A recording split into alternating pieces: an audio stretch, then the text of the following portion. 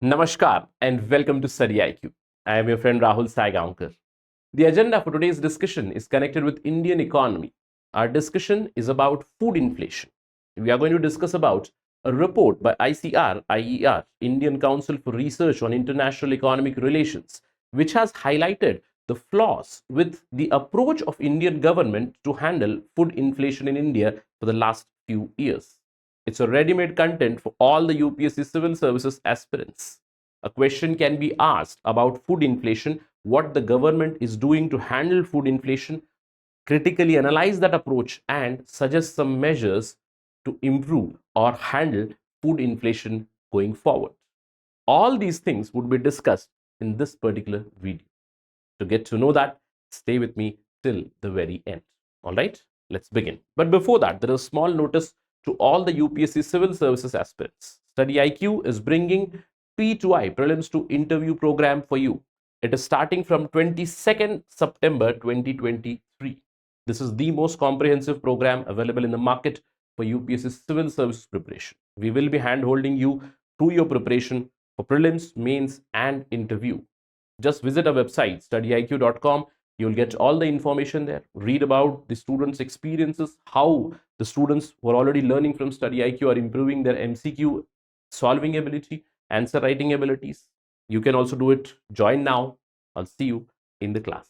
All right. Right. Let's begin our discussion about inflation, specifically food inflation. Now, what is the meaning of inflation first of all? Inflation is a general rise in the prices of goods and services. What are the factors that influence inflation? It is production costs. If the production costs go up, the prices go up. If the demand goes up, the prices go up. It also depends on fiscal policy. Now, what is this fiscal policy? Fiscal policy is the policy of the government to handle inflation.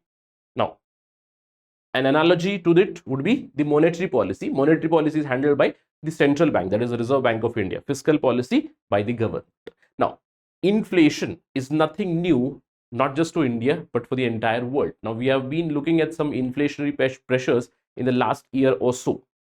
During 2020, that is COVID-19, all the governments pumped in a lot of money into the economy, because of which the aggregate demand enhanced. That means the prices, the overall prices, they increased. And to curb these inflationary pressures, we are now looking at sucking out of money from the economy from last few years. The monetary policies are doing that by raising the interest rate. But today's discussion is not about inflation in general. We'll talk about a part of inflation because of food. Now, in India, to assess the inflationary prices, we have an index called as the CPI, the Consumer Price Index. And if you look at this particular CPI for August 2023 month, you will see the largest contributor towards inflation is the food items. And it's nothing new for India. Now, we have seen that there have been inflationary pressures on many of the food items. I remember a few years back, the price of the pulses had gone more than 200 rupees per kg, right? Arhar was 200 rupees per kg, and probably this year also it might reach. So pulses have gone to record level. Last year, the prices of wheat, they skyrocketed. This year, the prices of rice skyrocketed. In between, the prices of tomato, they went to 200 rupees per kg. So we see that with tomato, onion, potato, so many vegetables, right? So food plays a very important role in that inflation. That means food inflation is a huge part of this in general economic inflation. Now, we are not going to talk in general about this, but we'll focus on food inflation. Now, what I'm trying to tell you here is that in the CPI, the Consumer Price Index for August 2023, a large contribution towards the general rise in prices was because of food products. Now, if we dissect that further, we will see that about 40% of the contribution in the CPI from the food items, it came from two items, one in green and one in yellow. Now, what are these? You can look at this: vegetables and cereals and products. So vegetables and cereals and products, they contributed to inflation in a heavy manner, right? And whenever the inflation rises or the prices of some commodities increases, what does the government do? Government comes up with some sort of intervention. Now, that is basically the fiscal policy itself. Now, the question is, what the government has done, because our agenda for today's discussion is to understand the report by ICRIER, which highlights government responses for food inflation. And the study says the government's response is flawed. We'll talk about why it is flawed, and then we'll suggest some improvements. Now, whenever there is inflation, especially food inflation, what the government does? The government goes for a knee-jerk response. There is no long-term trade policy or long-term steps involved. The steps are rather knee-jerk. You must have seen these things in last few years. Last year, the wheat export was banned, and it continues even now. Wheat exports have been banned. That means wheat exporting to other countries, and many countries rely on food for us. For instance, especially the African countries, a lot of wheat is exported from India to other countries, and wheat is also used for bread making in many Western countries. And wheat export was suddenly stopped. The government thought this is going to ease the pressure on wheat. Now, why did the government stop it? Because the government procurement itself was at a record low last year.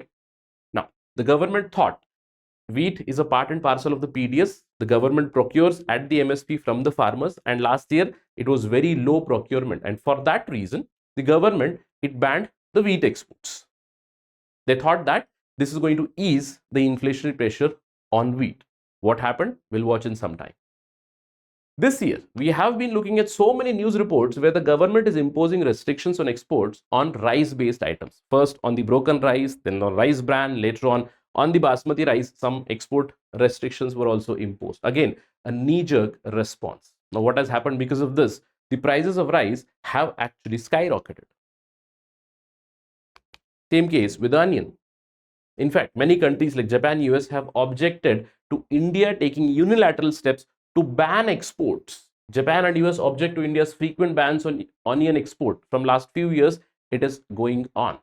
This year also. Now, anticipating that the onion prices will go up, because we have learned a lesson from tomato in the last few months because of a disease, because of virus-based disease, yes, and because of untimely rains during April and May 2023. We have seen the prices of tomatoes had skyrocketed. Now, anticipating that something like that would happen even for onion, now the government has imposed 40% duty on export of onions to cool the prices, and this restriction is going to stay till December 31st, 2023. So what does this signify? This signifies that yes, inflationary pressures are there. Yes, food inflation is a very important component, and to handle that, the government's responses have been quite knee-jerk. Now let's look at what the government did. Right? Now this is a graph which shows rice and wheat prices. This is the CPI rice and wheat, and I want you to observe somewhere here what happened was during April to May 2022, there was a ban on wheat exports imposed by India. Suddenly, wheat exports were banned. Later on, the wheat flour or wheat atta export was also banned. It was anticipated that the prices of wheat would go down, but that did not happen. If you look at wheat, the prices went up. And at one point of time, the government had to intervene through the open market sale scheme of wheat. Later on, the government also imposed stock holding limit on wheat. It is because of these responses you might think that there is easing with the prices of wheat. Not really. The same applies for rice as well. Now, right now, you will see that there was ban on broken rice export. Later on, there was ban on non-basmati rice, white rice export. And now you will see that it looks as if the inflationary pressures have been reined in, but not really. What the ICRIER report suggests is because of these knee-jerk responses, there has been a loss of up to a tune of 40,000 crore to Indian farmers. Now, why? See, if the prices of wheat and rice, if they increase, the farmers would sell them in the market, because of course the market price will increase, they will sell, the farmers will get benefit. But because of these interventions, the prices, they did not increase. Now, what the ICRIER report suggests is that instead of banning these exports, easing imports is a much easier solution, like what the government did a few years back with pulses. That would be a much better idea or a much better solution. That way, the farmers would not lose so much of money. Apart from this, what happens because of these knee-jerk responses? Suddenly, if you ban exports, the other country would be flustered. This happened with African countries. It impacted the global food security because India banned the wheat export. The global wheat prices also jumped a little. It creates panic among India's trading partner. And it did create panic, especially in the African countries. And it also threatened global food security to some extent. Apart from that, banning wheat exports in the longer run, yes, it might reduce the inflationary pressures. But who are we compensating here? The ICRIER report highlights that it basically incentivizes the urban consumers because the prices of wheat and the prices of flour would be lower. It would benefit the urban consumers, yes, but at the cost of the farmers.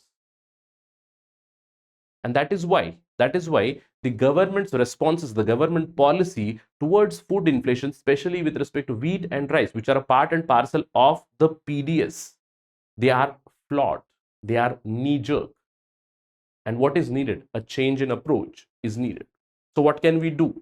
The report itself highlights what can we do. It gives recommendations in the long run, in the medium run, and in the short run. In the short run, it categorically highlights that instead of protectionist trade measures, that means instead of banning exports, it is important to calibrate the trade policy and to ensure, yes, of course, rising inflation has to be controlled, but instead of banning the exports, import duties can be reduced, very similar to how we did for pulses a few years back and even with the edible oil last year or so.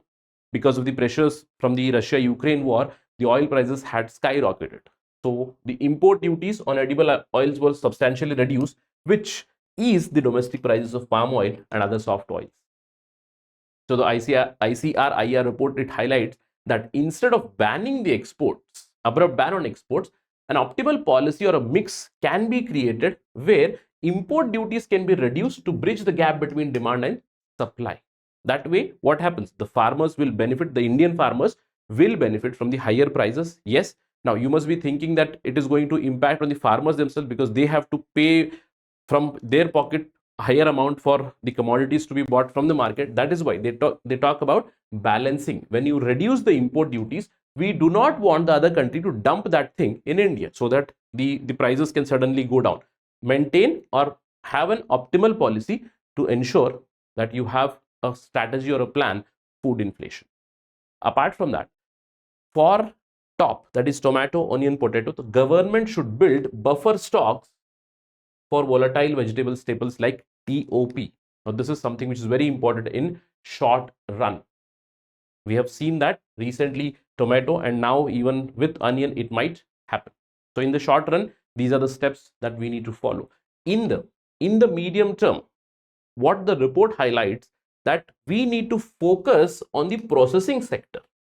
Of course, you need to understand that these prices would be highly volatile and we do not want we do not want too much of government intervention here. Yes, so to cater to this, what the report highlights is the promotion of use of dehydrated vegetables, dehydrated onion, dehydrated tomato puree, and other consumer products which are processed, so that whenever there is a increase in prices of these, people can shift towards the dehydrated onion, tomato puree, etc., so that the processing sector also grows. There would be lesser amount of pressure on the of inflation on these vegetables, and our own processing industry will grow. And for that, the farmer producer organization cooperatives can play a very, very important role to ensure that food inflation is controlled or reined in.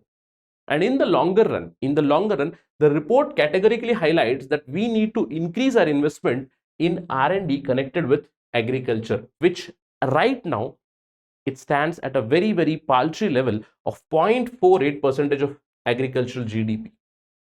Now, we do know that Indian agriculture is subject to the vagaries of climate change, is dependent on the rainfall. Yes, now to fight that, to make our agriculture more sustainable and resilient, we need to focus on more and more R&D, build drought resistant seed varieties, bring innovative farming practices, and new seeds, newly R&D developed seeds which can cater to the changing conditions. Along with it, the irrigation facilities or the irrigation cover of Indian land has to be increased. Right now, it is somewhere around 50%. It has to be increased up till 70% so that Indian agriculture becomes truly sustainable and truly resilient. These are some of the suggestions that have been highlighted by the Indian Council for Research on International Economic Relations study. Let's hope that some action would be taken on this and we stop reacting and become more proactive in terms of our policy making. Do not go for knee-jerk responses for handling food inflation. Rather go for a proactive policy and a proactive plan to counter food inflation in India. If there is any update on this, we'll discuss that again on Study IQ. But that is it right now in this particular interaction. Thank you for watching this video. Jai Hind.